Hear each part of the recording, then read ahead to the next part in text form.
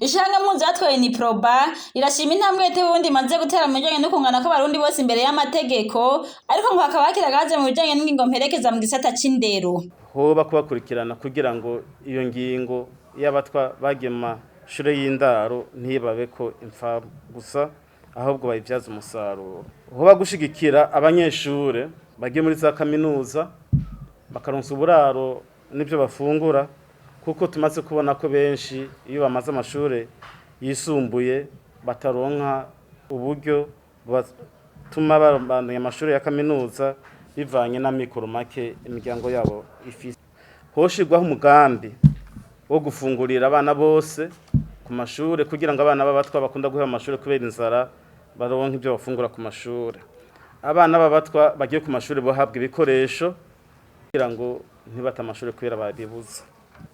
Hofashwa abana barangije za kaminuza bavyipfuza kubandaniza amashure yabo hanze kugira ngo baronke impamyabushobozi zisumbuye hama bazikoreshe mu iterambere ry'igihugu. Haruhande y'ikibazo c'indero mu mashure ku bana b'abatwa ngo hokorwa na rusansuma mu matongo ya leta agahabwa abatwa. Ku bijanye n'amatongo hogirwa rusansuma rw'amatongo yose ya leta kugira ngo ashobore guhabwa abatwa, kandi hocakorwa rusansuma rw'abatwa batagira amatongo kugira ngo bayahabwe mu gihugu cose.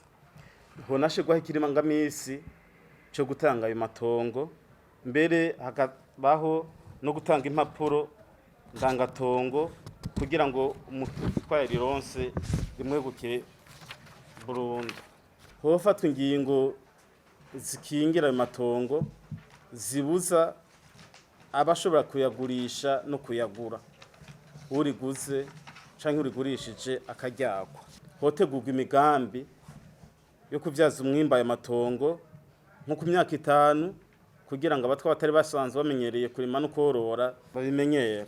Hotangwa ibitungwa ku miryango y'abatwa yahawe amatongo kugira ngo bashobore kuronka amase yo gutabira ayo matongo hama baronke umwimbu wobateza imbere. Naho mu bijanye no kurwanya inzu za nyakatsi, Vitali Bambanza arongoye ishirahamwe mpuzatwaye ni Proba asaba leta ko yoronsa amabati abatwa hamwe no guhakaza ahejeje amashure.